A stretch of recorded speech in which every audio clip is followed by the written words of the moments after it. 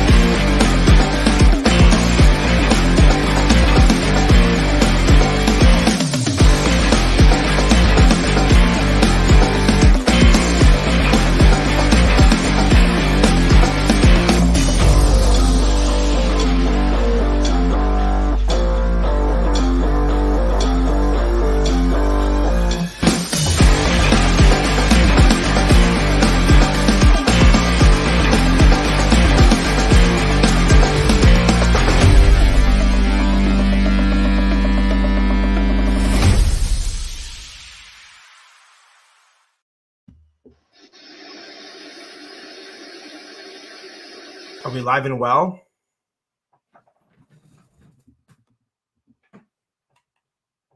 We good?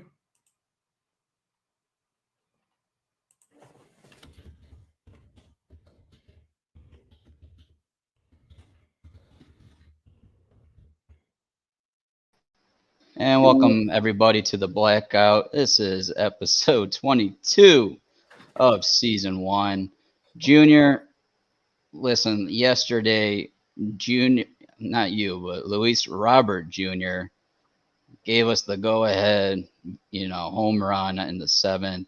Sox win it 5-3, and then in today's game, you've got Mike Clevenger going 7, pitching an absolute gem.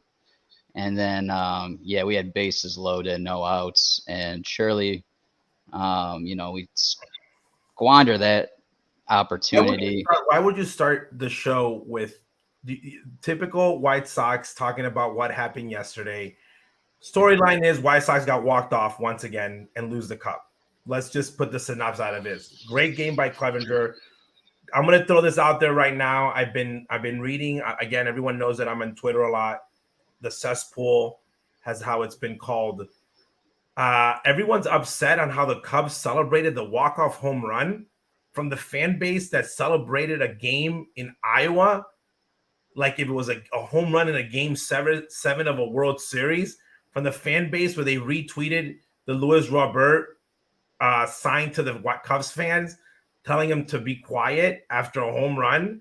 That fan base is telling the Cub fans that they're over celebrating in the middle of a pennant race where they just walked off the division, the city rivals, and are still in the pennant race and just won this game by a home run by Nick Madrigal. And then why don't they should celebrate this? It's a great home run. They're lucky that the guy didn't take his shirt off completely. At Wrigley Field is going to be one of the greatest home runs ever. This fan base is sometimes just as tiring as the team. The fan base cries like the players do on the field sometimes. Take your whooping. You just lost. Let them celebrate. Your manager didn't care about the series. Your players didn't care about the series. But now you're upset that the meaningless cup, that you lost the meaningless cup. Guess what? The cup is not meaningless. So if you're a White Sox fan and you're a Cubs fan, there's a rivalry. You always want to win that. And this was like the only sliver of hope that White Sox fans should have had of them actually winning something. So Morel had a home run. Terry Peeps is completely right. Had an amazing home run to celebrate. Stop being a baby and take your loss and let the Cubs fans celebrate and enjoy it. You just got whooped. He just told you had bases loaded. You had Eloy, who sat the game because he's hurt in some part of his body again. And there's no bigger game, guys, than this game that happened. So I don't want to hear Pedro Grifol talk about there's a big game coming up in a series when they play Cleveland or whoever down the line, bigger than this game. This game was probably the biggest game because there was a cup. There was something to win, at least city pride. And you had played really well against the Cubs. And then you wasted a 7-inning, three hits, I believe, from Mike Clevenger, who at this point could be one of the best pitchers and best pickup of this season, a guy that in spring training everyone was asking for him to get released on false accusations at this point, according to Major League Baseball. So a very hard series. Again, a lot more of like what we experienced. There have been flashes of greatness. I'm sure tomorrow no one's going to want Santos to close again. Guess what? It's part of the job description when you're a future closer that you are going to blow games.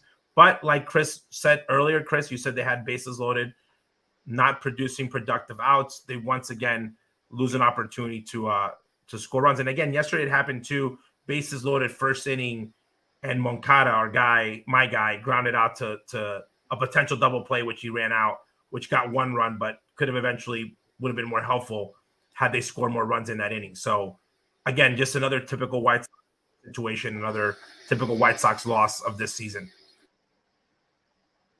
Yeah, no, and Moncada's had a hot week too. So he had 3 different opportunities in tonight's game to produce a run and squandered it. I can't really, even with that bases loaded situation, it wasn't just him. You had Robert behind him and then Vaughn behind him. So your 3 best producers in that lineup they were all swinging for the fences and then put their ego aside to get a productive out to at least get one run out of that situation. And quite frankly, we don't deserve to win that game if we squandered that opportunity. So at the end of the day, like, we got beat, and that's a team at this moment in the Cubs that are better than us. And that is crazy to say in this fictitious window that Han told us that the Cubs are just walking right by us. Hey, good for the Cubs. They're in a race right now for their division and that terrible. I think they're going to win it. I think they're going to win the division. I think they'll take the division. I don't care how bad the division is. I really think the Cubs are going to take it. There's something about that team. They play ball really well. Being around there yesterday about batting practice and kind of seeing the mojo of the guys, the Cubs have a little pep in their step that the White Sox, again, are lacking. It was nice seeing the guys. And it's funny because you're supposed to get this world of like this new and improved White Sox version. I didn't see anything different in their stretch in the way they took BP. The only difference was that Eloy was wearing a football jersey that was a giveaway a couple days ago. That was the only thing that I saw different from like how they prepare themselves. Because I hadn't been around BP on the road yet, and against the Cubs is considered the road, but it was very surprising. But it was great seeing that, being on the field and kind of seeing both teams. Again, the energy wasn't the same. I think the Cubs' energy was a lot higher on winning the Cup. They had it on the field on the Cubs side. And the comments that were made, again, from the White Sox side, it was like, it's just another game. Everyone tells themselves that it's not just another game. I think that both teams really want to win this, more for the Cubs because obviously – they're in a pennant race. From the White Sox side, this was a sense of savoring something, winning something. And I like to compare it in soccer for those soccer fans. Like when you're a Madrid fan, you're like, oh yeah, the Copa del Rey, the King's Cup is not a big deal because you're obviously playing for the league and the champions. But when you win it, it feels good, or you have an opportunity to win it. That's a situation here. You had a chance to keep the cup in the south side of Chicago, beat a team that is, again, competing for the playoffs and have bragging rights in the city, but they let it go, and it came in a way of a walk-off, and we'll be seeing that replay for a while in Chicago, and rightfully so. After a very exciting game in the first game of the series, this game obviously slips away from their hands. And I always say this: when your pitching staff gives you that good of a start, you have to win that game. 7 innings, no runs. You have to. You have a 3-run lead. You have to protect the 3-run lead, and that's where I think. And people are going to hate me because I want a sperm race from the guy behind me, but I'm just talking pure baseball. You cannot protect a 3-run lead this advanced in your first year as a manager. You're going to have to take some criticism. And again, bummer once again, and then it went bummer, and then it went to Santos. Obviously, Santos is going to get the worst of it, but it was bummer again. A player that we've asked ourselves many of times, why is he still here? A guy that you could have moved for valuable pieces for the future. Because that's what we're doing now. We're looking at the future. We're looking at AA, single A guys and what they're doing, just because we know this roster is going to look very different. And Mike Clevenger is pushing to be a starter next year, which on my list I have him as a starter. And you try to see those small wins. Tukey pitched well the night before, but you're trying to find the wins where they're at. I was disappointed no Eloy in the lineup today again because of some injuries. So it's, again, this changes like the weather. One day it's the most important game in the year, and then the next day it's just another game against the Cubs. So just mixed feelings again, up and down. And I'm very excited for our guests later on in the show because he is a part of like this world of Twitter where we've been called the cesspool. And I say we because I am a part of White Sox Twitter. I'm constantly sharing either if I'm in the show's account or I'm in my personal account. But again, I'm disappointed on this loss. I wish that they would have kept the cup. Just it would have saved something. It would have been great. Just because when we're like, man, we're eating breakfast, people come up and like, oh, the Cubs just beat the White Sox, even though we haven't had any affiliation to the team in whatsoever, or we love Ozzy, but we're Cubs fans. It's just the most tiring thing ever. If you win the cup, at least you have, they can't use that against you when you come say hi. But that was not the case. So I just know this. Back in the day, in the 2000s, we would not be eating out for a while because there was a rule. If you lost to the Cubs in a series, we weren't allowed to go eat at restaurants or whatnot or be out in the public because the old man was embarrassed. So a lot of ordering pizzas into the house or mom cooking. Yeah, Junior, I mean, you hit on the head there with Grifol, and he did come out in this post game and say that we just lost the biggest game of the season. But let's go to Blackout Live and let's talk about Grifol. And let's bring in this OG of the cesspool on White Sox Twitter. This is Blackout Live.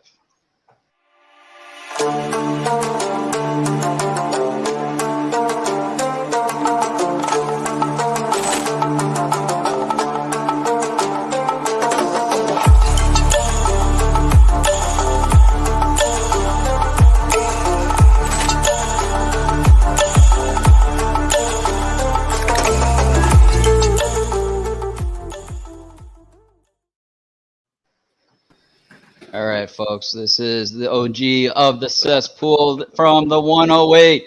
This is BeefLoaf. BeefLoaf, before we get into some good topics for this segment, I want to hear your thoughts from the stands, from your own section, everything that you've just heard us talk in the past 10 minutes about this White Sox. What's your thoughts on what you heard so far? Yeah, well, Chris and Ozzy, thanks for having me on. I mean, I agree 100% with Ozzy. Like, it's in a lost season like this is the only thing we have to hold on to is potentially being the Cubs. And they whipped us good twice at home, and I was at both of those games. And now here's our chance to get back. And Luis hits a big home run last night, and we think we got a shot. And it's 3-0 after 7 innings. Clevenger pitched his ass off. I mean, Clevenger, I don't know what happened to him, but he threw a ball 98 in this game. Like, he hasn't been touching that. Like, so I don't know if he's just healthier than he's normally been or whatever. So you kind of got the performances you're looking for, but you outlined it, Chris. They failed with the bases loaded and nobody out opportunity. You had Luis, you had Andrew, and you had Moncada all go down. As he brought it up, Aaron Baumer giving up the home run in the basket to Nick Madrigal. And Madrigal was pimping that home run all the way around the bases. It's like, all right, now this thing, yeah, exactly. Now this shit is back on. And I was sad that Santos ended up wearing it because he's been so good the whole year. But that happens. You can't go into the year and like the guy's going to be perfect every time out there. Sometimes these relievers get blown up. And it's very disappointing. I liked your thoughts, Ozzy, like, we have to take this, right? We were gloating last night. Well, we were on the internet, and everyone's making memes, and we're bombing the Cubs fans, and we're giving them shit. Now they're giving it back to us. We just got to take it. That's it. No, that's the reality of it. And again, you guys have been, you see this sliver of hope, and that's what I'm talking about. When they keep talking about culture, okay? And I'm going to use the 108 as an example where when the 108 started, BeefLoaf and his crew did not stand up and say, this is what we want our culture to be. It just happened by people being there and having the experience. And that's how everything works in life. Ozzie Guillen's team, Ozzie did not have a meeting and say, you're the leader, this is the culture. It just starts happening. And this team seems to be the team where they want to market everything of like, this is the leader, this is our culture. And then you see glimpses of hopes with like a home run like Robert on one day and the team being like, wow, this is what it could be like in the future. And then right the next day in the same series, you see the complete opposite of what that could be. And that's where you can, even when you're winning, you're learning and building culture. And even when you're losing, you're winning and making culture. And they're not doing that. They're just winning and losing games and not building for the future. So I know that Pedro Grifol is not Ozzie Guillen. He's not Rick Renteria. He's not Tony La Russa. We know that. But who are you? who is this team? That's what I need. I know who BeefLoaf is from the 108. I know what the cesspool is on Twitter. People know who the Guillen family is. Like, we know, everyone knows each other. They know themselves pretty well. But this White Sox team, we don't know who they are from the front office. Okay, we don't know who they are from the manager standpoint. We don't know who they are as a player. So their identity is still up there, and it's frustrating. Absolutely. I'm glad you brought up Grifol, because right after the initial press conference, I watched it. I almost never watch anything that Rick Hahn speaks in because he just never tells me anything. But because I knew he was going to be excited. He had a new manager. This was back in November. And I watched it, and I paid close attention to Grifol. I even went and found a few interviews of Grifol. And I wrote a blog right afterwards. While the media was throwing bouquets at him, I couldn't discern anything about this guy. He named Fleetwood Mac as his favorite band, but he couldn't name a fucking song that Fleetwood Mac sings. He was personality-less from that standpoint. So it was like, okay, how's he going to work with the media really when this gets tough, when they have to wear it for a while? What personality is going to come out? And then he was put up there as this guy knows modern baseball. So I tried to listen hard for that. I don't think I heard any of that at the beginning press conference. So I think, okay, well, everything is going to be put on the fact that we're going to have to watch how the team plays. And sure enough, they come out in April, shit all over themselves with 10 losses in a row. And it's like, I'm not sure what the guy is. I have not been sure the entire time. I haven't found out anything about him. And even when things are I remember there was someone asked him a question when they were in Seattle about hitting Jake Berger 8th, and he was dismissive about it. Whatever. It's you don't have the skins on the wall. The last manager had the skins on the wall to tell the media F off when I want to put a guy where I want.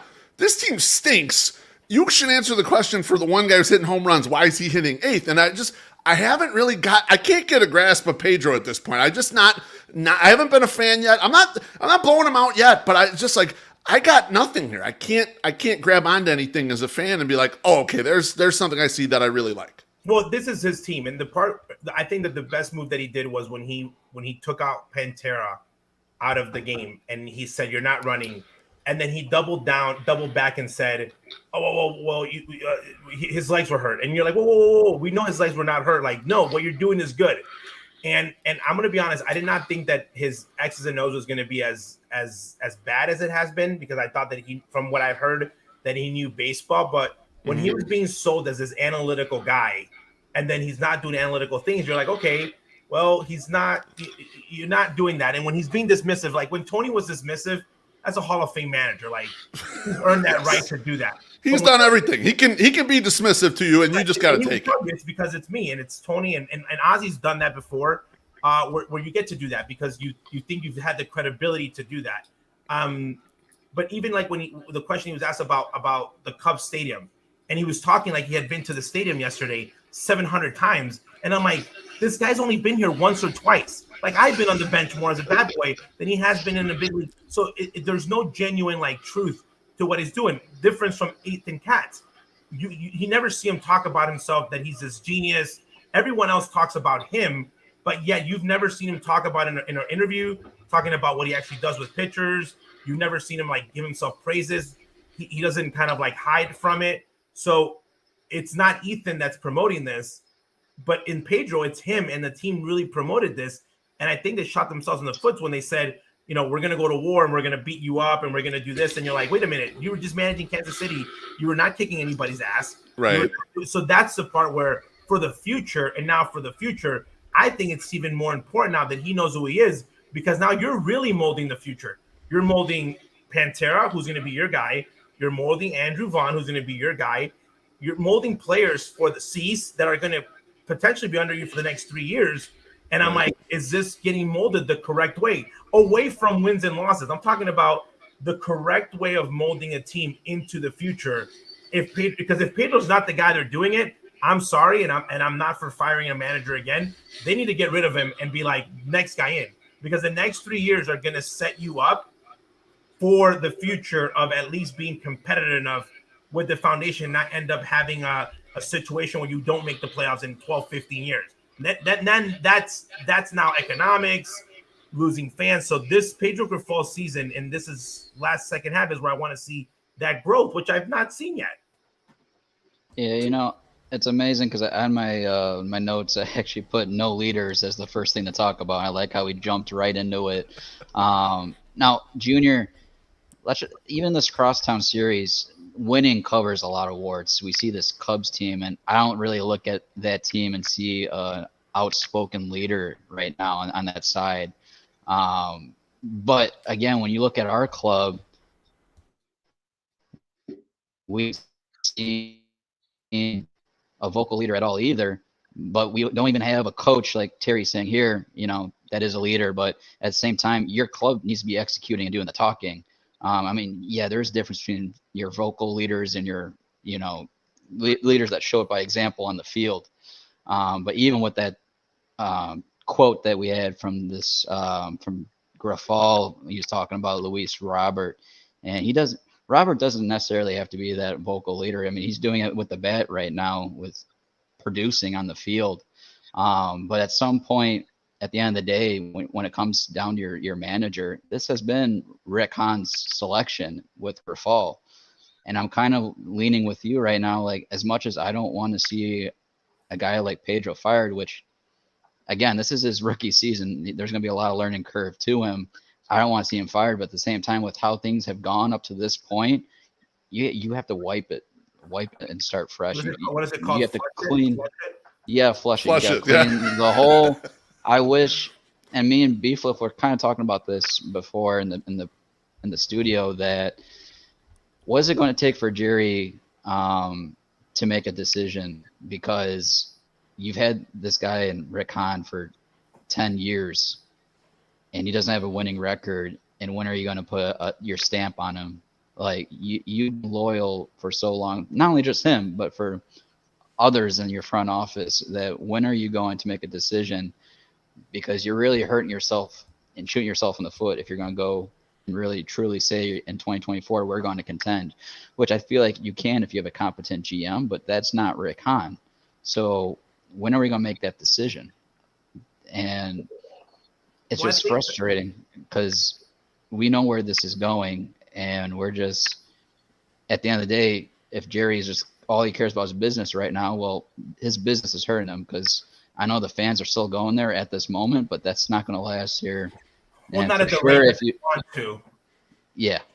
Like, I think I saw something on Facebook that he's lost like 53 million. I forgot if it was in revenue, but over the last 2 years. But at some point or another, that business is going to hit him, and he better make a decision, because all these decisions that have led up to this point has really hurt you financially. So and then when are you going to make that? Saying the word cesspool, and I would say that whole section is probably some type of season ticket holders, and they're on Twitter. You lose that section, you pretty much lose a whole chunk of the outfield. So when it comes to that, I'm gonna go back to a guy that I've come out and said that I might have prejudged too early in his firing, because he was really developing himself, and in looking back, he had never really been in a pennant race, and maybe he panicked a little bit during that pennant race, and we all thought that he was not ready for the limelight of a pennant race.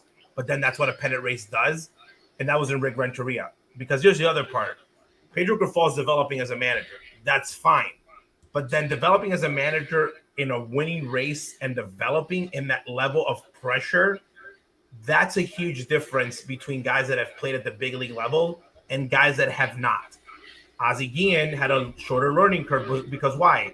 Well, he played in pennant races throughout, so he knew that experience of what's the clubhouse like, what's the media like, what's the pressure like, how am I going to act? So as a manager and as a coach, he already had that experience, okay?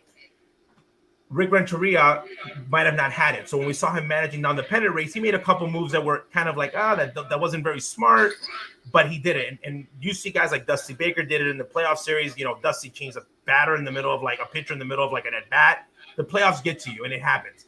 So Pedro's going to have to grow in that way. So like when they're ready to win, he's going to have to mature also, like in the playoff experience thing. So his learning curve is like really, really big to where they need to be at from a winning standpoint.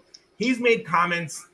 The part that concerns me is he's made comments where you look back and you say, okay, what do you mean by that? I'm not going to sacrifice wins for the development of players. I was going to say, let's hit that. Well, I'm saying that you have to develop players. because you're not winning right now. And when you're looking at your roster, there are certain positions where guys are not going to return. And you don't have to be a big league general manager or a big league manager to know that there's certain people on this team that are not going to be back next year because of how much money they make and where they're at in the age in their career. So guess what? You have to develop someone for that position unless you magically have a signing of a contract and a closed deal with someone in that position that we don't know about. And that's fine. Okay, we don't have to develop a catcher because you're big in Salvador. Okay, that's great. We still have to have 3 pitching positions of we don't know who the star's going to be next year, a second baseman. So that comment to me was like, okay, that went completely over my head. And that's where and that's very concerning because you look back and say, okay, where is he at mentally when he's trying to make this team better? And we're going to be fundamentally sound and we're going to do this every day. Okay, that's great. What are you doing? Then comes a player and says, oh, there's no rules. You don't have to be in practice. That's where you start saying, okay, what's concerning? The part with Jerry and when he's going to let guys go, you know what, man? I understand his loyalty to Kenny, got him a World Series. The Rick situation, I don't know. They're letting him kind of go with it. To this point, we don't know what comes into the future. I think that he is in a situation right now where this is his managers, so the excuses are done. I think that when he had Tony, it was always like, well, that's not my guy. I never wanted him. And you kind of had that to protect yourself. Now it's, well, you picked your guy. You picked your whole coaching staff. You've pretty much been giving everything that you've had. So why are you not producing? That's where that conversation is going to happen. But going back to that part, you're talking about leadership. I'm going to be honest, man. I think that the media in Chicago for asking Pantera that question, they kind of screwed him over on that one because people think that Latino players are not a leader because of a language barrier. And it's BS. Pantera's not a leader in Spanish. I've been around him 20 times. Very quiet guy. Okay. Jose Abreu, I could have told you within 10 minutes of meeting him that this is not a guy that leads by standing up on the top step and saying something. He leads by example. But then you got a guy like Ozzie Guillen, for example, where we make fun of him, or Juan Uribe, for that matter, that spoke very little English. Juan spoke none, but he's going and visiting the pitching mound when Mark Burley's in the middle of a game. Or Ozzie Guillen is visiting Tom Seaver. Those are just things that come with you naturally. Juan Uribe, believe it or not, was one of the leaders in the Chicago White Sox. Okay? Could not read, could not write in English, but he was one of the leaders. But the media wouldn't tell you that because he didn't give good quotes, because they never interviewed him. Because he wouldn't give you a good quote in Spanish or in English, but he was a good leader because on the field, he would get guys pumped up. Carl Everett, Jermaine Dye. Everyone thinks that the White Sox leader was PK because, you know, he was the best player. And Ozzie made him the leader because he said, I'm going to make you the captain so I can make you more vocal and feel like you have to say more, because he wanted that to come out of him. But leaders don't come from the guy being the best player or the guy giving the best quote after the game.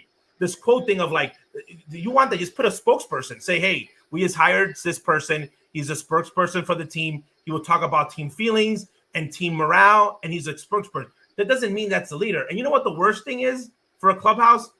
Guys being told who the leader is, and they don't agree with that. A manager saying, hey, this guy's the leader, and players being like, no, he's not. That it becomes a confrontation. Just like when you're at work and someone says, hey, Johnny's the leader, and everyone thinks Johnny's an asshole, and everyone's like, we don't like Johnny. Leaders are made, okay? Leaders emerge themselves from any type of group. A biker club, a book club, a fan-based club from the 108. No one voted and said, we're going to make so-and-so the leader. They just emerge. And the White Sox, I don't know why in the media, they want this leader. It doesn't have to be a Spurs person. You look at Willie Harris, okay? I'm watching batting practice, okay? And I see Willie Harris, the way that he is interacting with players, genuinely interacting with players. He's joking around, he's talking, he's hitting them fly balls. He's doing the little things that he's essentially not eye-washing and saying, hey, we're going to sit here and give you little drills. He's literally connecting with them, okay? Daryl Boston's probably one of the coaches that connects the best with the players. And I see that when I watch the game, how he's interacting with them in the dugout, okay? I don't see the players and the manager and them going and talking to the players like some coaches do, and that interaction. That's leadership. Can your players go out and play for you? I believe that coaches are in the big leagues. I rate them as like, are the players willing to go out there and fight for you? If the starting staff likes Ethan Katz, you keep Ethan Katz as a pitching coach because he's doing a good job and guys go fight for him. But if there's no connection, so when Pantera's like, oh, I don't know my bench coach's name, I'm like, number one, he's Hispanic, Pantera. Okay, so you guys not talked. That's where the leadership lacks.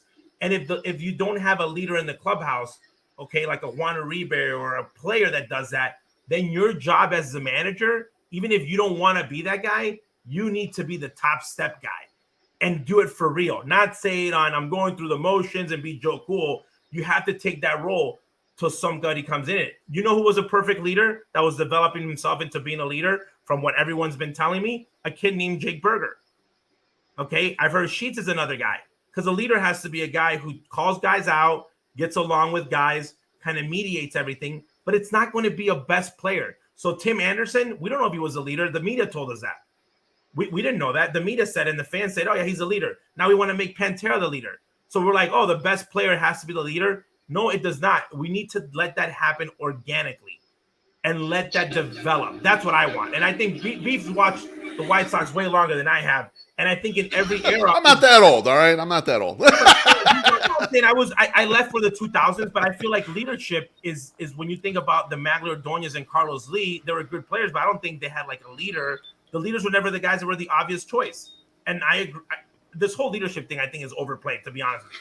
I agree. I really like everything you said, Oz. I really like the one thing you brought up that is interesting too is you can't just tell everyone who the leader is, and that happens in the workplace as well. And if you do that, if you do say this guy's the leader and you appoint the leader, everyone is going to consider that person a narc and they won't trust him. You know, they'll immediately say, I do not trust that person, and they won't listen to what the person says. You're right. It has to develop organically. I have thought the whole leadership thing is oversold too. They're at a talent deficit. Let's get all the talent in here first, and then let's work out who's going to become the leaders. And that's why it was a good point about Berger, because Chris and I were talking about it before we came on. I was shocked that they traded Jake Berger. Not that I didn't think the roster needs some realignment from a lot of guys that are similar in like right-handed, slug only, not much position flexibility. I was shocked it was that guy, though. I thought that was a guy who should stay because of the level of production, and now he's gotten past the injuries, so he's stayed healthy. So it's kind of bizarre to me that he was the choice in that situation. Since, you being with the 108, you're there for a lot of home games. Have you seen any of these players, of these core players, really stuck out on the field as far as their character goes with the other guys? Has anyone stood out to you? Not in particular. There's no one that it rings a bell. That's occasionally you'll see some players, some of the outfielders chat a little bit if there's a miscommunication out there or something like that, or on a pop-up or whatever. But nothing that I've kind of noticed at surface level that some guy over another guy is particularly a leader. I mean, I have noticed that Luis Robert has gotten a little more, we'll call it aggressive in taking over the outfield, where I think he was very passive kind of early on. He seems like now feel that, okay, the outfield is my domain, and then I'll let these guys get balls they can get to, but I'm gonna take a little more control. But other than that, there's no one in particular that I've noticed. And we're at a lot of games and watching a lot of stuff. I mean, I noticed stuff like, I feel like Andrew Benintendi never gets a good jump on a ball in left field. Like, I noticed stuff like that, but I haven't noticed anything as far as leadership goes. Okay, because I think I know he's struggling with Andrew Vaughn in his first season at first base, but that's a guy who I was kind of hoping to come out of his comfort zone and start to really push these guys. And the only good I've seen out of him as far as like maybe their leader approach is really picking up Timmy after that knockout and carrying him off the field. But I hope that's a guy, and that's like a blue collar guy too. He's really true to himself, sticks to his work ethic. Like him and Berger, I thought those were those blue collar guys that you want on this club with their work ethic, really showing themselves. And it just sucks that you trade one of those guys away, which you just brought up, Beef. But let me stick with you here, Beef. Because let's go back to Pedro choosing wins over development. Isn't this a topic where, like, I know Junior and, past shows we talked about, hey, this is a great spot for Han to be like, hey, I'm going to talk about the rebuild because it's going to give me a whole nother 10 years to go here. But if you're the hand selection of Grifol, wouldn't you take that topic of development and really run with that? Because that's what's going to guarantee you another handful of years to come is just talking development. But then just going after that whole win approach, it's like how are you even saying that with your 20 games under 500, 20 plus? Like, what the hell are you looking at to even come into this approach and leading off with winning when you're just consecutively losing at this point. Beef, what's your thoughts? Because I know you just did a podcast about these prospects. So tell me, this whole topic with development here. We actually did a podcast about the old prospects that failed. So we pulled tweets from like the last rebuild, and like Charlie, we dunked on poor guys. I feel bad that they're not in the majors anymore. Like the Charlie Tilsons and Blake Rutherfords, and just the excitement level everyone had, and just to calm everyone else down about like, the guys you just got, a lot of them aren't going to end up being much. Some of them will probably come through and be major leaguers, but don't get your tires too pumped up. Let's just wait and see what happens with these guys as they get here. But that comment that Pedro made, and when you were going through it, Oz, I was thinking to myself, when I saw it, I was less worried about what he thinks as far as development versus wins, because it's obvious. You have to be developing people right now. Your team stinks. I was more worried that he didn't understand how to pass the messaging through so that all of us could understand what the fuck he's talking about. He has to think development is important. I think what he meant to say was, of course it's important, but we're not going to give any games away. We're still going to play hard. We're still going to take this seriously, yada, yada, yada. But he framed it like a knucklehead, and then now everyone's jumping on him like, this guy is a moron. He doesn't know what... And I think a lot of it's just communication, and it's hilarious because he was touted as a big communication guy. And more, every time I hear a quote, I feel like the communication level's just not there. You want to hear a funny story, Beef? And this is where, like you, I look at everything, and he seemed too well polished to be up there. And go back and look at Ozzy's press conference, the guy that loves to talk the most about himself in the White Sox history, and look at his press conference. He didn't say much. Okay, because he's coming new to the job. It's very ironic when a manager does that. There was a scene where White Sox PR had him calling Eloy Jimenez.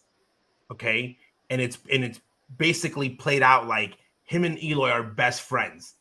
Okay, and in the middle of the conversation, because it's in Spanish, Eloy's like, "Send me your number."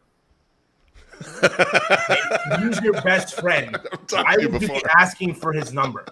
Okay, if you guys are so close. Those are the, I was like, whoa, what are you like? Whoa, he is, he's Salvador Perez's dad. We texted Salvador. Oh, you got a new stepdad? Oh no, we closed. Like he was a coach. So like all these things, I feel like they've been completely born out of proportion of like he's gonna be Moncada's. He's gonna be a father figure for Moncada. Like Moncada's like fatherless. Like Moncada talks to his dad every day. He just lives in Cuba. Like so these storylines and it's funny because some things you believe so true. I watched the Johnny Manziel documentary, and everyone from Skip Bayless to talking about this guy was a rich kid from an oil family. Like it's like when the media grabs a story and runs with it, you run with it. So you're thinking that Pedro is this guy, and you're like, is he this guy? Because really quickly, and the White Sox, they don't do a lot of things great, but PR and media, they're very good at, and marketing and being able to get the team out there. So it became this machine where now I'm like, okay, we might be able to cut through that BS, but like, who are you as a skipper? Because when you're looking and making moves like that, if this is going to be the development, are you going to be able to help build one of these leaders? So again, who is the most vocal? Like today, a leader would have done this. And this is a part where I'm going to call out White Sox fans, because White Sox fans will get upset about this, because when Tony was trying to do it and Rick Renteria tried to do it, White Sox fans got sad, or other players are trying to do it. I would have called out Eloy Jimenez if I was his teammate. Today, if I'm sitting in my locker, or like I've seen other people sit at their lockers, Jermaine Dye, Carl Everett, Aaron Rowan, players that were very vocal, AJ Brzezinski, they would say, Eloy, how come you're not playing? What's wrong with you today? Oh, a little hangnail? And they would have bothered him so much that they would have gotten him on the field. Okay? Yep. Or there would have been some struggle between them. That's what a leader does. That Eloy respects him enough to like not hate him, but feel enough to be pushed of like, why are you playing? Like Giovanni Grandal might be in the lineup. He's like 150.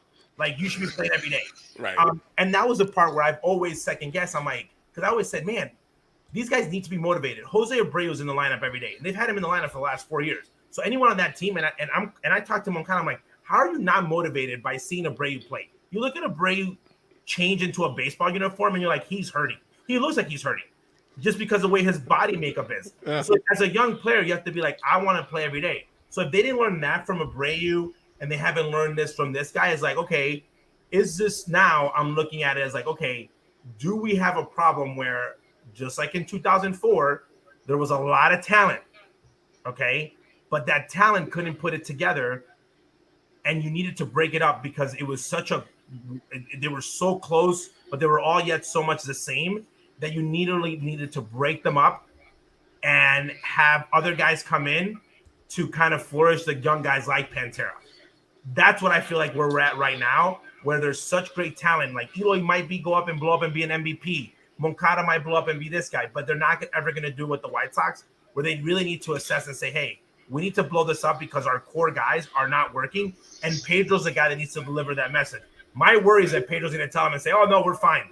We're good. These guys are great. And that's he's trying to keep his first job, Ozzy. He's just trying to keep his first job. No, that's what I mean, the status quo, and that's what's worrisome because, again, I can't hate Pedro for that because, Pedro went from making $90,000, $100,000 to literally making that every month. Okay, and that's when you're really assessing that is like, who is in there to be able to make that call and really look them down and say, okay, how can you this person be the guy that says, hey, break this up, we need to bring in fresh blood, and go from there. That's where I want to see him go in that situation, or if Charlie's helping him out. And today, I don't think that he is genuine enough to say that, and I'm leaning towards we're fine, we're just going to go run at it again. Right. I mean, you bring up a great point because the 2000s were great for that with the White Sox. Yeah. You bring up 04. 2007 was also a tire fire. They turned over the roster. They're like, okay, we can't. We had the 05, 06 teams were good, returning this over. 08, they win the division. 09, another down year. They flip out some pieces again. 2010's a good team. 12 was a good team. Like, they were nimble enough in the front office to realize, okay, we're going to do this, or in the manager's chair too. Like, we need to change this over. We need to adjust some things here. They've stayed so board locked since they came up with this core right here, and there's been obvious, like, even if you don't even think about the leadership part, Ozzy, there's been obvious positional stuff where it's like, we have a bunch of guys who are first baseman playing in the outfield. We have to unlock some of this roster here. Not all of this works well together. You got the talent that got here, fine, but now start flipping it out. Be a little more transactional and figure out what you need here. Well, BeefLoaf, who for you? I don't know how close you follow the minor leagues, but who's your future third baseman today? Because obviously they traded the guy that I thought was going to be the future third baseman. I mean, I guess it's probably Brian Ramos, or maybe it's Montgomery if Montgomery can't stick at shortstop. But yeah, it's a good call. I mean, like I thought the same thing when the Burger trade went. I was like, this is I wrote a blog about it recently, like how badly it could go wrong, because a lot of people on Twitter were like, they sold high on Jake Burger, and I was thinking, I'm not sure they did, because a lot of you out there are like, Andrew Vaughn's 1,500 plate appearances into his major league career. Well, he can get better or whatever. Jake was only about 500 plate appearances into his major league career, and he was showing signs of getting better. The power was increasing. Yeah, he didn't walk a lot, and he was striking out a lot, but he still has time to learn these things. So I don't know. I was curious. Well, this is where people and we have this debate, okay? So I think Gavin Sheets in today's roster probably has one of the best raw powers. When you look at him, just power numbers. The guy's just built, just the way that he's built, he's got power numbers. But he's got to make contact with the ball. Jake Burger has power, and he was making enough contact in a consistent basis where he has home runs. Andrew Vaughn, on the other hand, I think he's more of a Mark Grace type of player, which is not bad, but I don't think that he has the 40 home runs in him like Burger has. So when people are like, well, Jake Burger's not good defensively, I'm like, well, if you hit 40 home runs, I can give some defense away. I got a spot for you, yeah. I'll figure it out, or even a future DH. So that's the part where I said there's nobody that has come up in the prospect list where I said, okay, that guy, like a Montgomery name, not even talking about guys that have played in the big leagues. He was the guy that said in the future, if anything goes really bad and they're going to really rebuild, you give Jake the chance and maybe sell even higher on him because he's blown up. Because that's a situation at second. There hasn't been anybody that's been called up that I'm like, oh, that guy's the future second baseman of this team, blah, blah, blah, blah, blah. That's where I thought with Jake Burger that it was a situation where I'm like, wait a minute, why are they trading this guy? Who do they have in the minor leagues? Why are they making this mistake? What are they planning on? And those are the things that I'm like, did Grifol get mad at the White Sox? And I'll give you another example. Pedro's a big believer of process, according to him and his staff. And the eye pitch was the process that they were going with. As much as I make fun of the eye pitch on social media, guys, I'm just pulling everyone's leg because I think it's funny. But there's guys that might really love the eye pitch machine, and that's awesome. And I always believe this, even no matter what your manager believes, you have to have a plan, okay? If it's hitting behind the runners, if it's like, we're going to, this is our philosophy. And if Pedro Grifol believes in using the eye pitch, you probably want to have guys on your roster that are gravitating towards the eye pitch. Yeah, you might have guys like Pantera who are superstars that might kind of use it, but not really buying into it. But they don't need it. Yeah, they don't need it. Like, they're like, they're not using the eye pitch. But then if you're taking away a guy that's literally using your process and is literally producing with your process, you're like, wait a minute. So why are you taking away guys that are buying into my mantra? It's like if they would have taken like Aaron Rowan away from Ozzy's team going into 05. Good defense, play hard. It's like, wait a minute. Everything that Ozzy's asking for is who this guy is. Oh, because he grounds out into double plays a lot, or does but he's what he wants in a player. Right. So that's where I don't get of like the building of the philosophy. They're so worried about a leader, and I don't know what the philosophy is at all. Like Ricky was like, Ricky's boys don't quit. And it was because they literally just figured it out. They were so tough, and they kind of like, even when they were losing, they always just stayed in the game. And every team's kind of has like an identity. This team does not have an identity yet. Even they lost the identity of the ones where they would change the game. They don't even have that identity anymore. So right. I really think from you guys sitting out there and seeing every game, do you believe in that? Like they're still lacking that identity? Oh, absolutely. Yeah, you don't see them playing the same kind of ball every day. You don't see the consistency in any of the performances every day. I mean, one thing I've liked that they've started to do a little bit more lately, and unfortunately Luis got hurt doing it, but is running, stealing bases more. Like this team had a lot of speed on it. Go ahead and get out there and steal. But you're right, they don't have a specific identity. They don't play a certain way. Like for a while, they were floating around league average in home runs, but they're not really a home run hitting team. They don't really hit for average. They don't walk. They don't play great defense, so they're not like the run prevention team or either. They just don't sort of have their own thing at this point. And to answer your question, Junior, to answer your question, if I interrupted, I'm sorry. Justin, your audio there, but Junior, to answer your question, as far as when Tim Anderson and Yohan Moncada's contracts expire after next season, you're likely going to see Ramos at third and Montgomery at shortstop, and then you'll probably see Jacob Gonzalez in 26 at second base. But those guys in Montgomery and Ramos, with the barrels that they have, they're more contact hitters than that raw power that you're wanting. So if I'm Hahn, I'm going to have to make a trade because free agents wise, there's no bats in there that you're going to give a lot of money to. And from what it's looking like for free agency, your best hitter in right field is probably going to be Teoscar Hernandez. Okay, by 2006, we called, my Twitter handle will probably be Arepa Power because I was part of the 108 at that point. So you're saying your first baseman is Andrew Vaughn. Okay, I'm going to write this down. Andrew Vaughn. Yep. Who's your second baseman? For 26. 26. You're giving your roster right now. Probably Nick Gonzalez. Jacob Gonzalez, yeah. Jacob Gonzalez, okay, is your second baseman. Okay, that's the kid that got drafted this year, right? Mm-hmm. Okay, that's how good he is. Okay, 2 years is going to be good. So the White Sox have never developed the guy in 2 years, but this kid Jacob Gonzalez, he was hitting with that's his ETA. That's his ETA. Is 2026. Okay.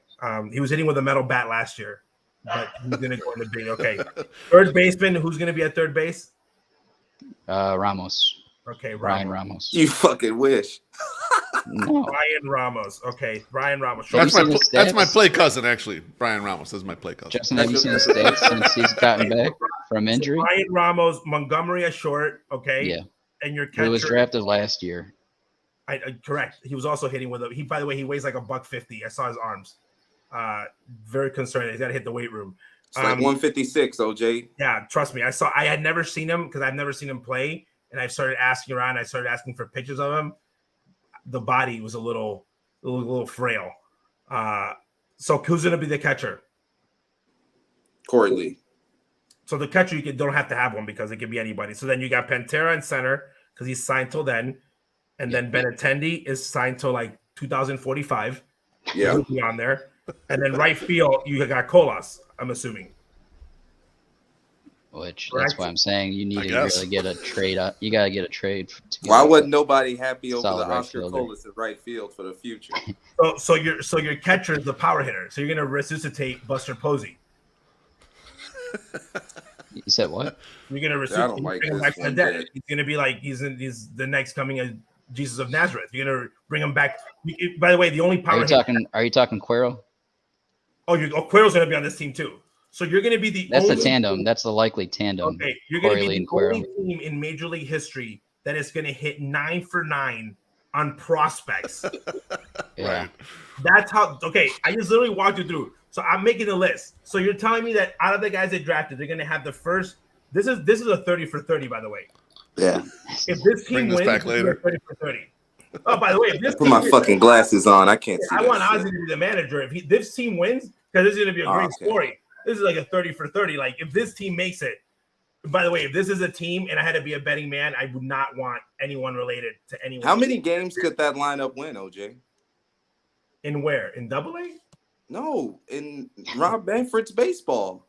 By the way, this team has not won 500 in minor leagues. There's no team above 500 in the minors or the White Sox where these guys play. Oh my God.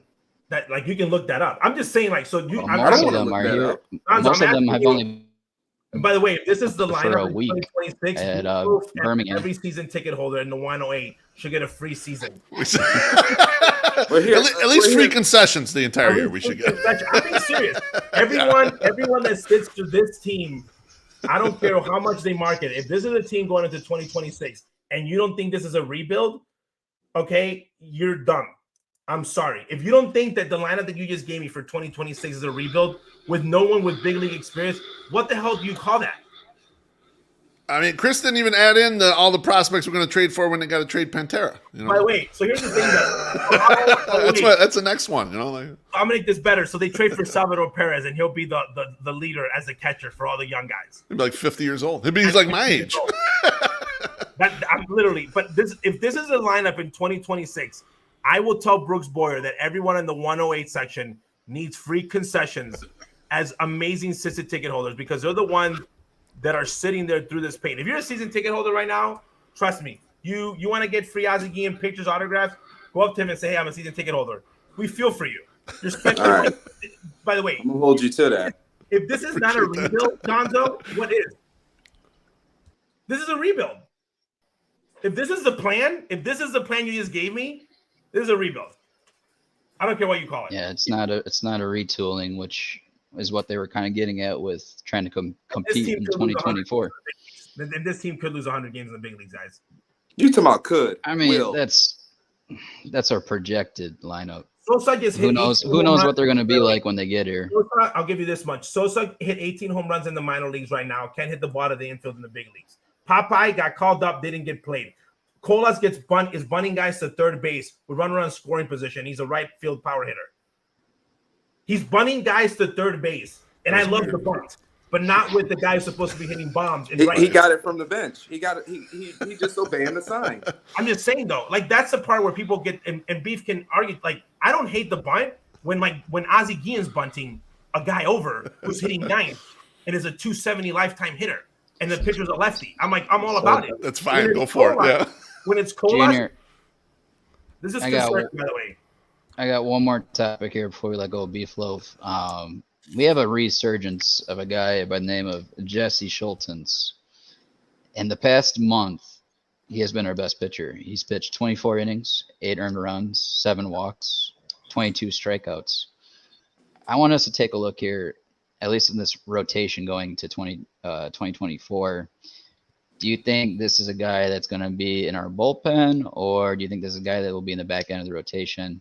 And we can get into this rotation, but I want to open the door for you, BeefLoaf, from what you've seen out of Jesse. What's your thoughts on this kid? Yeah, on the 108 we like him because he throws strikes. He doesn't walk a bunch of hitters. He's nothing sensational, but he keeps the ball around the plate. He seems fine. Like when you're looking ahead into a season where we have almost no starting pitching, where Cease has been highly inconsistent, but he's your one mainstay. Kopech, a lot of people want Kopech to the bullpen. I think I'm still let's keep trying Kopech in the rotation until we wear that out. But We got 3 empty spots right now, and so yes, he sounds fine. 4th, 5 starter. He's been decent. He was decent in the bullpen even when they were using him either as a piggyback after an opener or just in sort of multi-inning roles. So he seems okay. Like he seems like a reasonably decent find there. So yeah, I like him fine.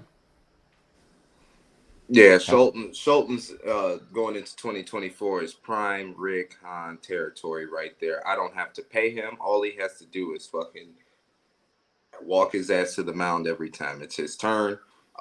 Especially now where Beef, you just alluded to, we got 3 empty spots. It's not like I'm and for a 75 win team. Hopefully next year, I'm not finna be fucking online shopping for no starting pitcher. That's irresponsible spending right there. And I think we're at the point to where, even though my boy just blew the game today, Gregory Santos, Jesse Scholtens, Tuki Toussaint, those are prime 2024 White Sox pitching candidates going not only from 2024, but in the future. You don't think Rick Hahn finna squeeze this lemon till every fucking drop is gone? Hopefully he's the last drop that's gone. By the way, the resurrection of Greg Hibbert. My concern with this guy is that he has minor league 4 years in the minors in AAA. His ERA is a 5.1. Okay, in 260. He reminds me a lot like Davis Martin last year. Okay, with the way he's pitching right now. Well, Davis Martin should have competed for the 5th spot, but some guys got signed. I'm going to go out with a limb in this. Okay, guys that are in the bullpen, no matter what analytics tells you, and their rotation and everything in the whole that world, okay? Guys that are in the bullpens are guys that suck starting and they get put in the bullpen, okay? That's just the reality of it. I actually saw Scholten pitch he pitched like 1 or 2 games in winter ball in Venezuela. Actually did really, really good in those games. He was a starter reliever. I like him because he's being able to pitch at a reliever level in the big leagues, okay? Number one thing, Beef just said it, and from that section, you see guys coming out of the bullpen. There's nothing worse and annoying than seeing a guy come walk guys. Okay, he is a guy that with good defense behind him, he will get the outs. I think that with his experience as a starter, I think that you bring him back, you let him compete for the 4th and 5th spot. I love competition. Let them compete it out. If he doesn't work out in one of the starting positions, make him a reliever. Why? 2024 guys, don't lie to us. Don't tell people at the 108 that you're going for it. Shut up. Host White Sox Fest and say, hey, we're going to go in it all this year. We're going to build the culture, and we're going to get more wins. And maybe with Jesse Scholtens, you find a pitcher not only that could work as a starter, but a potential bullpen guy. That's why I wasn't against all those trades and guys are picking up in the waivers and whatnot that are high ceiling guys, because I really feel like the competition is really going to solidify the future of the White Sox. That being said, you cannot go into 2024 season with Jesse Scholten as your 3rd starter and tell the people that you are competing for the division. That, again, people are not morons. And, again, you don't have to say that. No, I'm just saying, though, you can't do that. Like, you can't literally say, just like, Gonzo's lineup here, it's not a rebuild when we know that it is for 2026. So are you going to build in 2025? So you, as a front office, and again, who are we? That's what they need to decide is, are we going to rebuild in 2024 and like try to be ready by 2026? Or are we going to try to chase 24, 25 and then kind of rebuild it in 26? Because I'm saying this because I've been on this road. One of the biggest issues with Ozzie and front office back in the day was Ozzie was ready to rebuild after 2007. He was ready to say, hey, let's rebuild. After 06, he was ready to do it. He was like, after 06, he's like, rebuild. The new format didn't exist. He was like, let's refresh, rebrand. I'll be the man. Again, for him, it was job security. 3 years of rebuilding. But no, they wanted to keep going. Jerry and Kenny, which is fine. They're his bosses. They wanted to keep going. And they always brought great players. We in the Guillen family, everyone celebrated Adam's signing except Ozzie was concerned. We thought we had won the series and we're like, we're going to go to the playoffs. Adam Dunn's going to hit fucking 50 home runs and, it's going to be the end, but it didn't happen. But he wanted to blow it up because it's really hard to sustain success for that long. Here they need to decide and say, hey, when are we going to go for it? Okay, and is it in this window or is it in the next window? And that's something with guys like Jesse Scholtens that you need to decide. Because if you are really going to go for it, then you go out and spend an excess of $200 million and really bring in guys that are going to fill in those holes till that future is ready. Or you go and say, you know what, let's go for the next 2 years and kind of compete and let the fans know. Because, again, I think that the fans that are loyal, like the 108 guys, they're going to be there, man. They've been to the they've been it. They're going to be there. So you kind of have to just double down and tell your fans and don't use words like windows and parades and fans will take it easy. Jumping out of a fuck. Because we make fun of it when the shit goes wrong. We have a koozie right now at our website. Wake me for the parade koozie, making fun of all that shit. I mean, because what else are we supposed to do, right? We treat this with humor when things go wrong. That's our only choice. Beef, I gotta ask you a question though. How was so? I have to give you credit because you've always very straight shooter, always, in your writing. You're the only blog, okay, from affiliated, non-affiliated, that went on a limb and started calling out Pedro. Not saying that he was bad, right? But calling out certain questions. things. You had questions. Yeah. How did your fan base and the people take that? And how are you back saying, well, was that wrong that I was calling out certain things that how did that go? It was funny early on. I have some of my people are like, yeah, this is good. They like that, and a lot of White Sox fans are skeptical by nature to begin with. So a good chunk liked it. Most of the people that just kind of follow the wave of everything, they didn't like it. They were calling me a hater of Pedro. You're like, you don't even know who this guy is. You're a hater. I'm like, I know. I'm trying to find out who the guy is or whatever. But like lately, the last month or so, I've been taking a victory lap. People have been pulling the blogs back out. It's like, oh, this was spot on. This is from November, and you kind of nailed some of this stuff or whatever. So, it's just.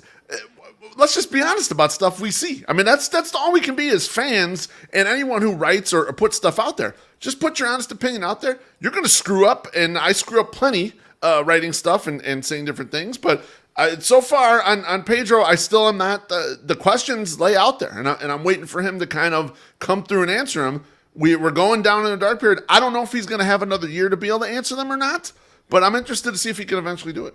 Yeah. I loved it. Not to cut you off, OJ. I was one of those people, Beef, where I was like, no, it's a new manager, new blood. I mean, he's not TLR, but fuck, what can go wrong? And then 2 weeks later, I'm like, this is the worst fucking manager in franchise. By the way, so when you're talking about new blood, it was Kansas City blood. New blood does not mean always blue blood. Bro, what are you? Now the thing is too, though, someone could come out of an organization like and be great. And so I didn't want. I thought the same thing, but I didn't want to hold that against him. I didn't want to say, okay, this is in the back of my mind. They've been not good, and he's coming out of there. But I was to give him a chance, and but yeah, just doesn't nothing. There hasn't been anything to hang my hat on. Like you brought up the one good point, and it's something we've talked about on the 108 podcast. My colleague, my Sox, has brought it up. Him taking Luis aside that game and kind of like pushing him out of the lineup and whatever against Tampa. After that, it seemed to light a fire under Luis's ass. It got Luis more serious, and Luis still has some bad habits, but he's a superstar. When he's clicking, he's an absolute stud. And so Pedro should get a little credit for that, in my opinion. Oh no, he should get credit. He's first manager that Pantera's played more than 100 games under him, and I wish that he was more okay with him kind of calling him out because no one's going to hate him for it. I feel like at times I don't know what he's protecting because at the end of the day, I don't think they're going to protect him if he calls some of these players out. And if it's going to, I'm always like, if you're the boss, be the boss. Don't be scared of anything that's going to happen. Call guys out, right? Not after the fact, but I really enjoyed because everything that we were thinking, and my speculations are always, and this is something that White Sox fans suffer all the time, is that no matter what move they make, they go and say this is the greatest move ever made and don't look at the reasonings of it. Right. Again, at this point, I think that Ozzy's interview, Espada's interview, Willie's interview, I think they were all BS. I think Pedro was the guy from all the information that we have entailed now and what we've known after the fact, he was the guy in July. Okay? That's what I think. But again, that doesn't mean that when you look at his resume, I actually think his resume to be a general manager is actually very, very good. And he's actually very, very prepared to be a general manager because that was his background. But when you ask guys around baseball, you're like, oh, this guy knows his stuff. So you're like, okay, this is interesting. This is going there. But then the way that everything was like set up, like the theatrics of it, I was very like, This is too, because I also know the people. Too perfect. I'm also know the people putting on the theater. The words that were used were very similar to things that we have heard in the past or that wanted to be shared in the past with a great communicator like Pedro is. So I was very skeptical. But if I said it, it was like, oh, you're just being salty, blah, blah, blah. But I'm like, when you wrote it, I'm like, he is bringing good points. Because when I heard the thing about him and Eloy, I'm like, he's asking for his phone. The Fleetwood Mac, the was coming off as is this the person that is supposed to be saying? And at the end of the day, I think personality, either bad for better or worse, you need to be a genuine manager because your team reflects that and it gets that. Even with the TRL, that at times we did not know what he was saying. He did win 90 games, so that's where I want of like, what's the future? Like, if Pedro's going to be super analytical, be analytical. But don't lie to us and be like, I'm analytical, but Berger was hitting 8th, or I'm analytical, so Hanser Alberto is breaking camp with our team. It's like he got DFA'd a month later. I'm just saying though, it makes no sense. Right. By the way, the only reason that I was a Jake Berger fan is because I said Jake Berger's the only guy on that team that nothing's been handed to him, because I feel like he's hated by somebody in that front office because he's never been given a shot whatsoever from the beginning of time. Like, he got hurt, came back. They didn't have the position.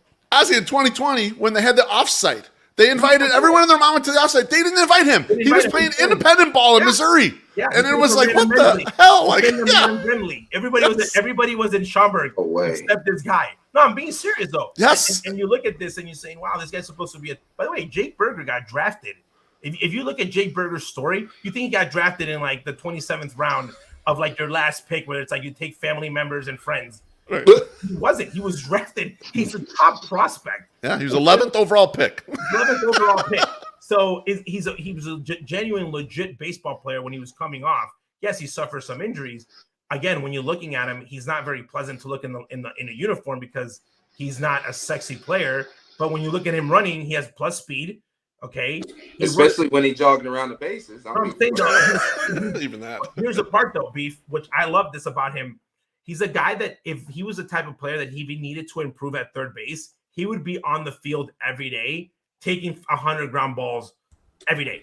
No problem, no questions asked. Yeah. That type of work ethic, I believe that was needed. And I think that you guys saw that as fans that get to watch it every day compared to other White Sox players that you guys get to see every day that don't seem to have that ethic. My last question to be before he goes is, will Tim Anderson return and be the starting shortstop of the Chicago White Sox in 2024? I mean, my guess is that they pick up the option, but then that they trade him in the offseason. That would be kind of where I think they'll end up going with it.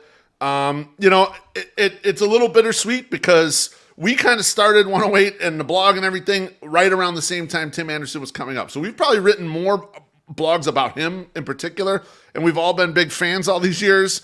And so it kind of stinks that he's having a downer year and then the team is having a downer year at the same time. But if I were prognosticating, I would say they pick up the option and trade him as a continuation of the things that they just did at the August 1st deadline. Do you think this would be too toxic? Tim Anderson comes back, bounces back, maybe not to the 15 home runs, but he comes back and bounces back to a solid player that he once was, meaning he's still playing decent right now. Montgomery comes up, he's a stud. You move TA to short, or you have Montgomery play second and TA short for the future. I mean, I thought about that, actually. I thought about, like, could you extend TA right now? If you think my concerns with him have all been, like, is he physically still going to be okay to do the things he's been doing, right? Because, like, his game requires a lot of athleticism because he's a guy who hits the ball the other way, uses speed a lot on defense, everything. Treasy and I talked about that. What about just when we were drunk a few times? We're like, what about extend him, move him to second? You have no one to play second base, and you, as these guys come up, you let Montgomery have short, you let him move to second, and you see if the bat continues to play. Like, he's having a down year, but the guy won a batting title very recently. Like, it's not beyond the realm of possibility that it could bounce back. I believe that he still has that bat. My whole thing is, again, going to Pedro Grifol. Has Pedro ever sat down with Tia and said, what's wrong? Okay, is it your legs? Is it you're just having – again, every great player has a down year. Yep. Okay, so this could be his down year. You cannot – I would never vote against a guy that has actually won a batting title. And when you see him up into hitting and again, he did this hitting first. So can Pedro be the guy that convinces TA to say, hey, maybe you in a different lineup, you might hit, fifth or sixth, you can drive in more runs. So I agree with you on that one, that I still have not given up on TA. No one's been called up that I've seen that said this guy's going to take TA's job. Right, not yet. Nothing's happened yet. I would agree with you. I went off the picture and I said, that guy's not taking TA's job. Not today's job. That's right. I'm just being honest. Yeah. BeefLoaf, real quick before we wrap this up, you give us a little shout out and highlight of your platforms and where we can find you. Oh, absolutely. On Twitter, it's at From the 108, and I'm at Mr. Delicious 13. Don't ask why it's that. And then it's from the108.com is the website. So blogs, podcasts, everything runs through there. We have a little merch store, so you can buy some. You can't buy this one, but we have Wave Sucks, scarves, #108ing, all that stuff. Our YouTube channel is YouTube / From the 108. We generally stream the 108 podcast on Thursday nights, 8 p.m. Central Time, and that's generally the time always. I do a side podcast most Monday nights at 6 p.m. called The Au Jus, which is interview style. So I've had people on there like Chris Tannehill or Shane Reardon, just interviewing some people about doing content, some people on to talk about the White Sox. And then lastly, on home Sundays before the game, we do something called the Sunday Soak, which is a live stream from my hot tub. So we answer questions from the fans and we sit in the hot tub and drink. So, but guys, thanks so much for having me on. This was a great conversation. I really appreciate discussing this. And I was glad to get those thoughts out about Pedro, because we haven't, although we blogged about it, we've talked about it a little bit, I haven't been able to get as in-depth as we were able to get tonight, which was great. Great discussion. You should come over. The Guillen family will definitely be, you get to pick the brain of a manager. Again, I think you bring the most honest blog from there. And it's funny because now when we go to the stadium for the last couple of years, I look up and see what the 108 is up to. Because, well, I'm just saying, though, it's easy being a loyal fan and being that big of a group when your team is doing awesome. But I feel that if anyone has been let down by Rick, and I'm going to say his name as a GM, has been the 108. Yeah. And then he goes and calls you guys a cesspool. And when it's, I'm literally saying, because again, the 108 is kind of like the foundation, because of how big the group is of like White Sox Twitter, and then we all kind of like fill in like the rest of it. And again, we're all in the cesspool because I've been a part of the cesspool for quite some time now. Right. But it was just very interesting. So thank you for everything that you guys do, and a big fan. Thanks a lot, guys. Appreciate it. Yeah, thanks, Beef, for giving us your time. You're so gracious tonight, and we'll have you on again here shortly. I would love it. Beef, we appreciate you. Take care, boys. All right, gents. That's a BeefLoaf on, This is that time of the night. I'm a rape of power. I'm going to change my name. I'm going to change my name to something with food, like a rape of power, something that is run. Like mango. Not burger related. Oh, burger, dude, burger. They just got a burger. El Gorito. By the way, dude, burger. White Sox are taking so many L's. Okay, White Sox are taking so many L's. Even in the marketing world, they're taking L's. The Marlins just got a sponsorship from Burger King, and there's like a battle between like other burger companies, but Burger King is allegedly going to win it. They're going to become a Marlins sponsor. Yep, that's nothing shocking there. White Sox taking L's. By the way, but it's the Marlins. I know. It's not. Trust me, you know that I know the Marlins well. They're the Marlins. Like they usually don't get stuff right. Hey, they're in they the don't division do that. race. And they're winning. Like legitimately winning. They're like getting a sponsor out of this. Not only did they get a guy they have control for 5 years, but he's actually bringing them money. He's probably going to bring them back his contract. Period. He's probably going to get paid. His contract's probably going to get paid with his own sponsorship of Burger King. And you know what's tripped out is if I'm the Marlins with Jake Berger being my starting third baseman or what have you, I don't have to block any of my minor league talent. It's not like Jake Berger is stopping my top prospect from playing fucking third base in the future. I could use Jake Berger to bridge me until the next time I got to take a swing on a blue chip. Yep. That shit's sick. If you think let's just dive into that trade for a second. Okay. The White Sox got a nice young pitcher that may or may not pan out in the future. By the way, he has to pan out at least for 5 years, the years of control that Jake Berger has. Yep. So he has to pan out. Look at what the Marlins got in Jake Berger. They got everything they were looking for. OPS, the position, and now, to OJ's point, a prime marketing tool. This is a team that has Sandy Alcantara, Sisto Sanchez. They got Yuri Perez, Edward Cabrera, Jazz Chisholm. I mean, they got guys that can market. And the big fish is actually a big burger. This this fucking deadline for the Marlins, that was amazing. And I'm actually sick and tired of the White Sox. I just want to put that out there. And they can flip them next year in the trade market. Let's say that there's a team that's looking for a big bat for a corner guy. Yeah. They're looking for a first baseman that you need to convert or a guy that can play the corners. Jake can be moved, and we know the Marlins to do that. So he's going to be a very interesting guy because of the years of control that he has.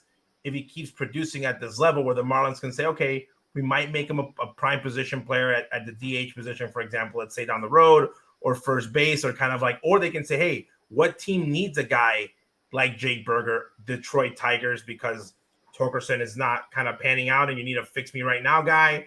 Or they don't have a third baseman in Detroit right now. So you can literally Jake Berger can become that piece where he goes to different teams and kind of becomes like this mercenary for teams that are trying to bridge that gap for their next big player because he has years of control and now big league experience. So that's I think this is probably the trade that I've been the most upset about since maybe Freddie Garcia got traded back in the 2000s after the post World Series, just because I was a big fan of him. Yeah, and I'm really curious on what Milwaukee, the deals or the talks, I should say, that was going on with Milwaukee for Eloy.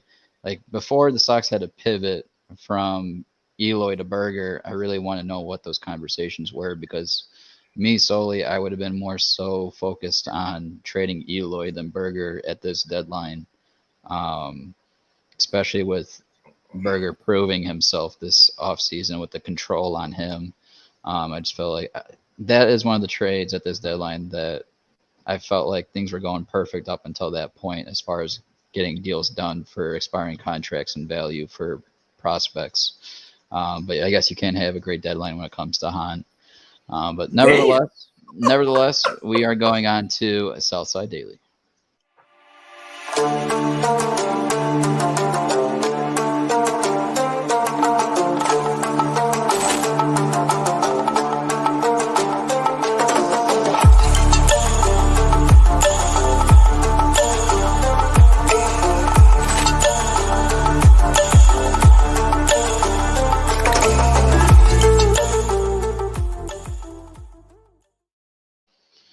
All right, boys, we got a weekend series starting Friday through Sunday out in Denver, Colorado.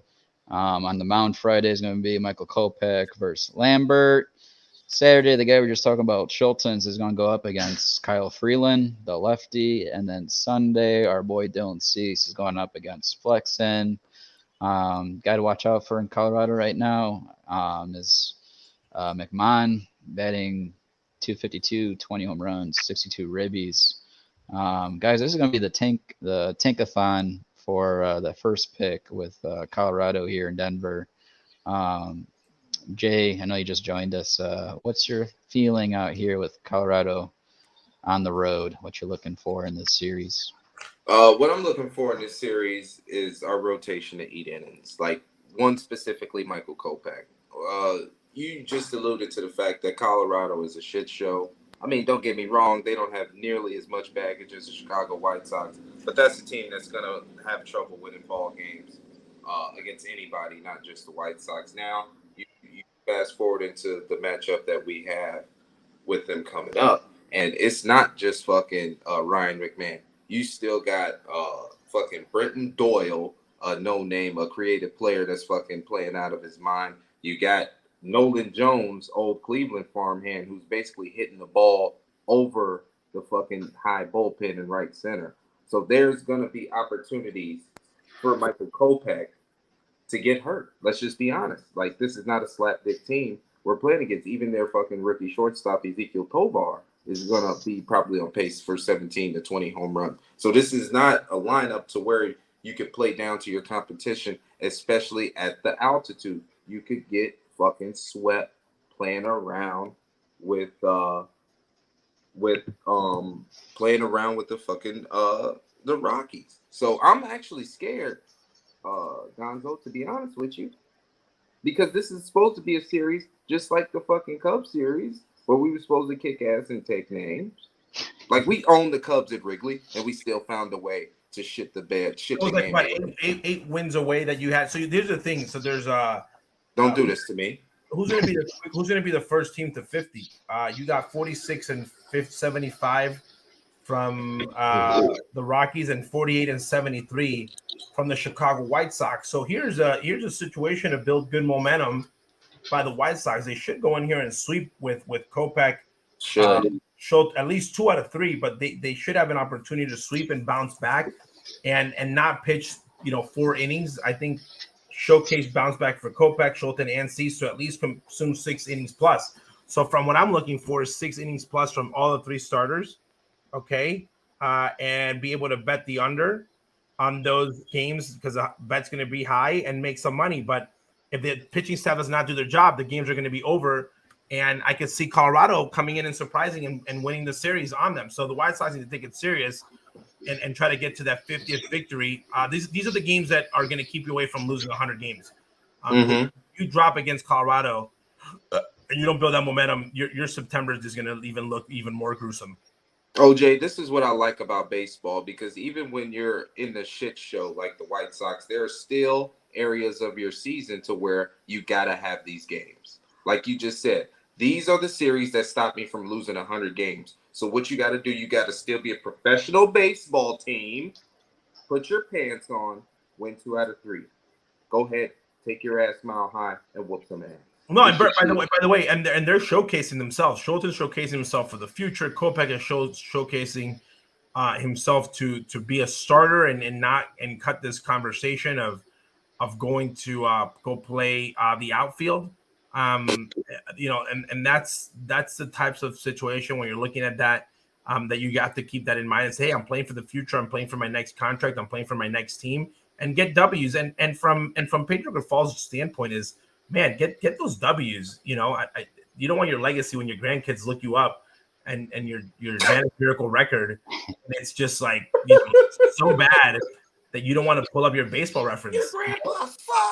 You're like, your grandpa sucks as a manager. You don't want to have that, the managerial record of just be that bad. You don't want that, especially with seasons where that you're supposed to win. So again, I think he's managing for his job, and there's going to be a time when they're going to be looking at, and these series are that big of a deal.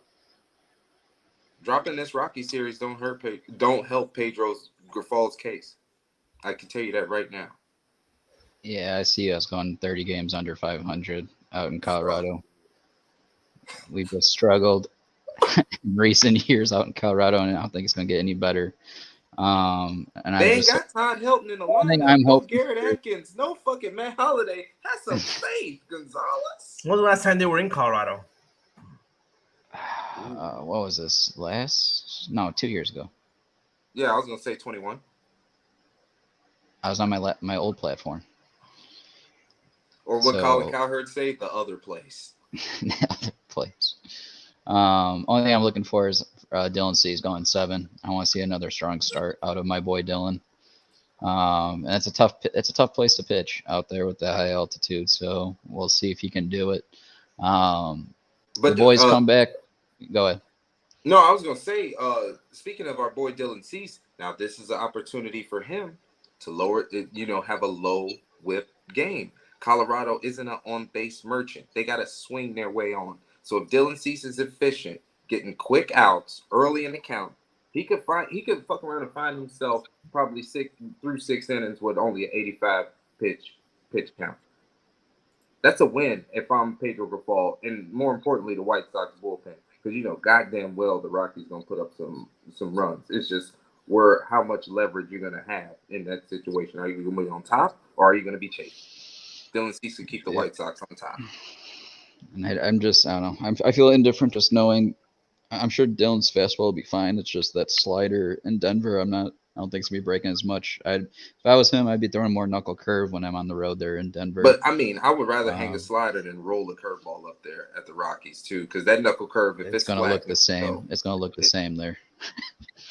It's gonna be hanging off speed, and they're just gonna take it. But anyways, the boys come home back at to the right to play Seattle Monday. Toussaint versus Luis Castillo. That's a rough one. And then I don't think so. Tuesday is going to be Clevenger versus Kirby, which is I'm going to like that matchup just because Kirby's been dishing it lately out there for Seattle's rotation. He has the best whip right now for those starters. And I think Clevenger's been really strong too for us, so it's going to be a good matchup on Tuesday. And then their best hitter, productive wise, is Suarez. Not really batting too well at 233, but he's got 17 bombs, 75 ribbies. But he strikes out a lot too. He does. Justin, give us a little dip on Seattle.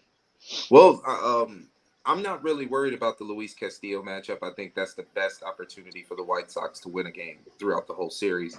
If you look at what he's done, everybody knows he's a spectacular pitcher, but he gives up a lot of hard contact in bursts of innings. So the White Sox can put together a 4-run frame on Luis Castillo. George Kirby, now you have to be careful because he is not a strikeout guy. He is a whip guy. So he gets you out in a plethora of different ways. Like if I'm building a young pitcher right now, I don't want the Spencer Striders. I don't want the Steven Strasburgs no more. Give me the Brian Bayos. Give me the George Kirby. George Kirby could fuck around and throw a 90 pitch complete game against the Sox that second game. So that's the one that scares me, Gonzo. Thank God we got the ace going. Clevenger, he looked really good tonight against the Scrubs. Like the fastball was electric. This was the best fastball he's had. I mean, velocity-wise in his career. Yeah, and real quick. He washed, and he was really good. So he's going to be good against Kirby. Real quick with Clevenger, that's a guy also pitching for a contract because he only has a mutual contract with us, which both sides are going to decline it, and he's going to go to the free agent market and get more money than the $12 million that he was going to earn next season with us. What you got, Junior? You're looking really spicy. Like you're going to bet the over on these strikeouts coming up. I am. I'm going to bet the over on the strikeouts, and I'm also going to the Seattle series is going to be interesting for the over on the strikeouts on the unders. I think that the White Sox pitching is going to be dictated like what happens in Colorado. I feel like if they get their balls kicked in Colorado, that's going to be just a sweep in Seattle from the Mariners. And again, Pedro Grifol is right now looking to savor himself from having one of the worst seasons ever as a White Sox manager for a first-year manager. That's what I was looking up historically on like what the stats look like because they're not looking too great right now for him. Looking at White Sox managers' records and what they've done before, so it's quite interesting. So actually, this series I think is one of the series that helps him not finish with 100 losses. So it's going to be interesting. Billy Sullivan, I'm looking right now for managers with a 1 year or 1 season. I don't think he's going to be as bad as Jack Onslow in 1949, but he was flirting to be with 1 year managers in only 1 season, flirting with 100 losses. He would be the second to worst with that number after Jack Onslow between him and Red Corden, who went 52 and 72. So he's flirting with history right now. This shit is sick. That's sick. And with that being said, we're going to go to our weekly picks.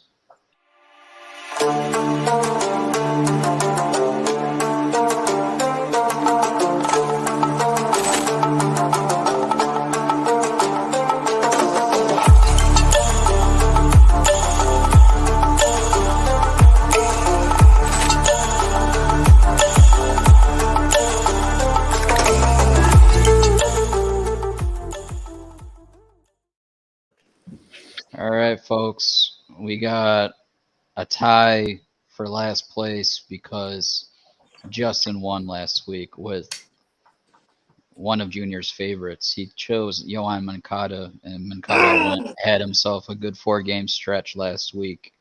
The update on the standings is going to be me with 7, Slav with 5, Junior and Justin are tied at 3. It's over. Moncada is off the table. My pup Apple is very upset about that. Moncada's off the table. Junior has to fight to get out of 3rd place with Justin. It is Jay's top pick of the week. Justin, you are on the board. Yeah. Oh, well, I told you people I was going on a run with my last victory. And now look at what happened. I'm leapfrogging in the standings. Like you guys were supposed to turn me into an expansion team. Now I'm looking like a wild card team. Let's go. Before you pick, it's going to be Jay, me, Slav, Junior. Sorry, Junior. You weren't able to make a pick last week. I picked Kolas because I thought he was starting to heat up, and that kind of bottomed out, and I'm sorry. Go ahead, Jay. Yeah, so Moncada's off the table, so I can't pick the best player on the team. You're going up to Colorado. This guy needs a little bit of help in the OPS department. Opie. You're going to have to give me Opie.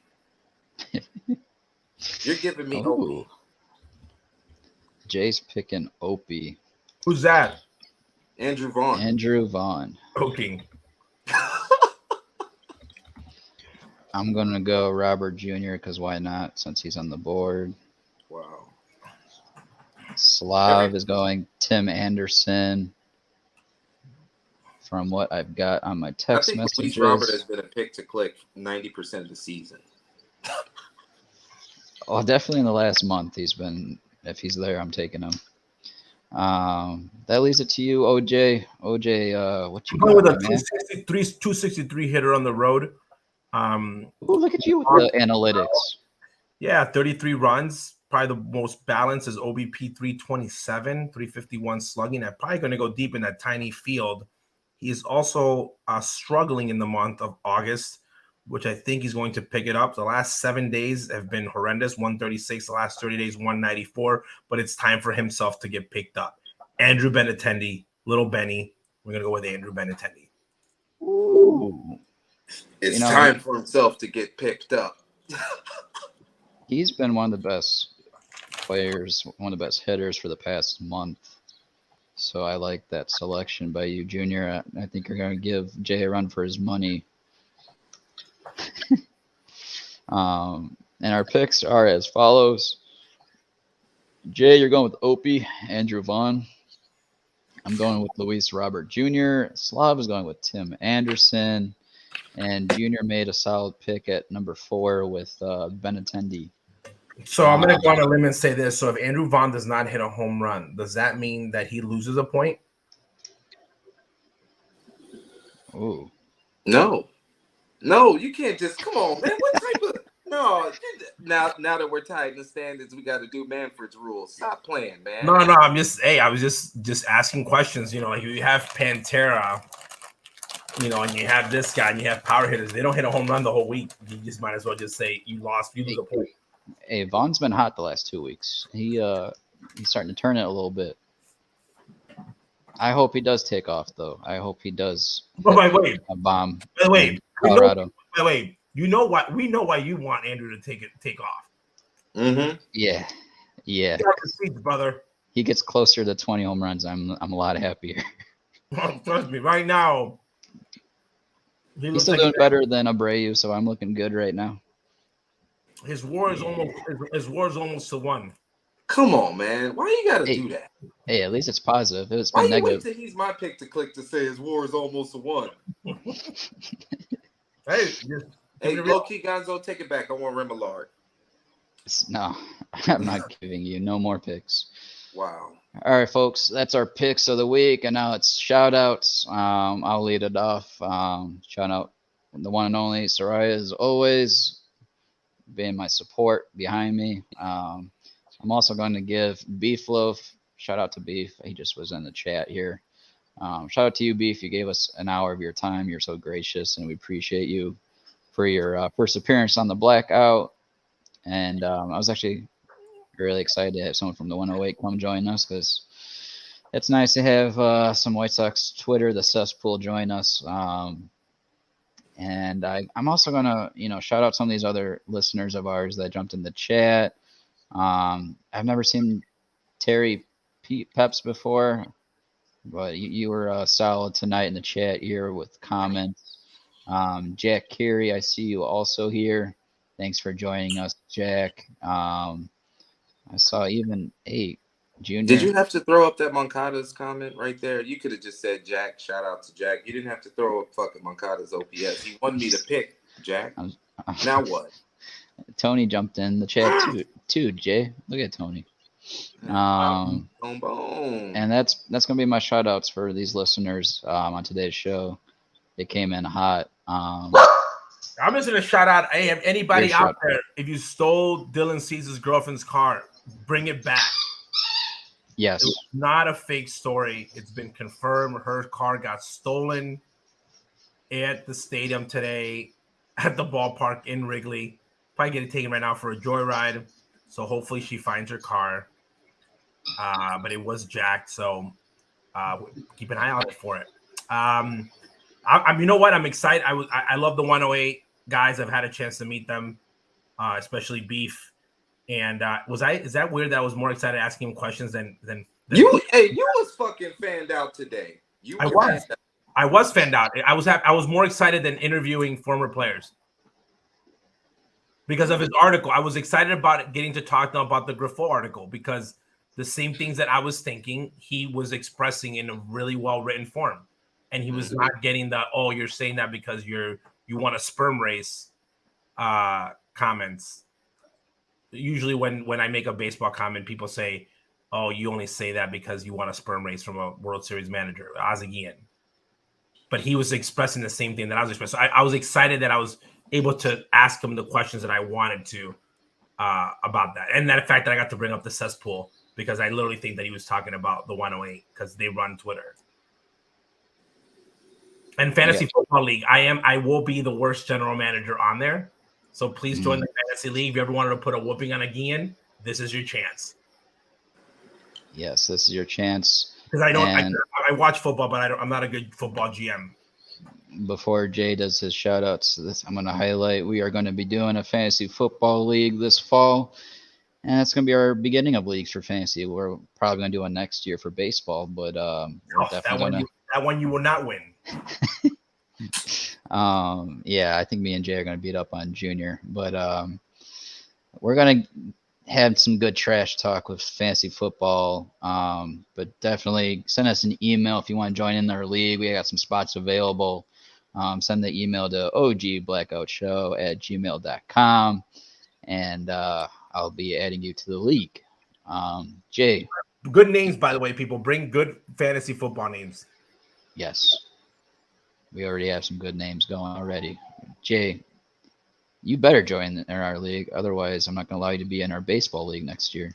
Breaking news. Jay Targaryen is sliding to the OG Blackout Fantasy Football. He is bringing Army Targaryen to the league. Your ass is Grass Gonzalez. As far as shout-outs, got to give BeefLoaf a shout-out. He came on 108 OG, Cesspool OG. Shout out to Chodisi, My Sox Summer to Go. Love those guys. King Mac, OG. He's been beating people ass in fantasy baseball. It's been beautiful.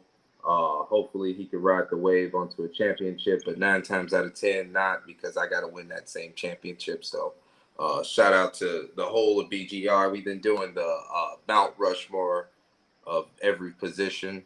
And so that's been a fun little series to go through, get to argue and see where people's baseball values are. And more importantly, got to give a shout out to Asia because probably about 2 weeks ago, I was taking her to work and we were talking about my fantasy baseball team, and I needed a second baseman, and I had to choose between player X and Brendan Lau. And Asia told me to pick Brendan Lau, and now I am absolutely beating the dog shit out of Dan Goodwin from the Three Kings podcast. So send help, send resources to Dan. He needs some help. Thank you, Asia, for telling me to pick up Brendan Lau. And last but not least, I got to give a shout out to my immediate family, the Ortiz family. I went to go see him at a cookout Sunday. It was good to recollect with Madre, McLovin, Jeremy, Jesus, all of you guys. I love you. It was good seeing you. So proud of you guys, and it's an honor to put on for the SouthSide and you guys every time I get on the fucking mic. So I love you guys. Shout out to the OG Blackout once again. Chicago White Sox, you make me sick. All right. Any last comments, guys? Well, let's go get it. Yes. To 30 games below 500 we go.